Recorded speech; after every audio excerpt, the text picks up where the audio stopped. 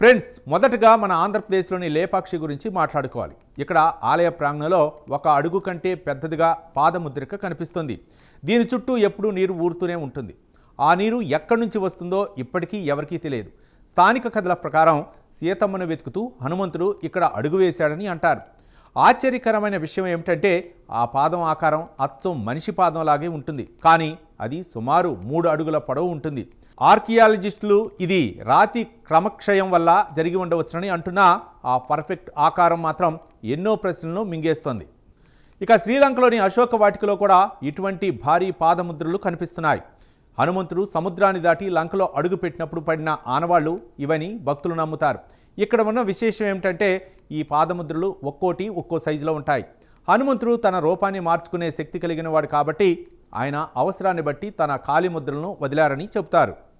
వింత ఏమిటంటే కేవలం మన దేశానికే మాత్రమే ఇది పరిమితం కాలేదు.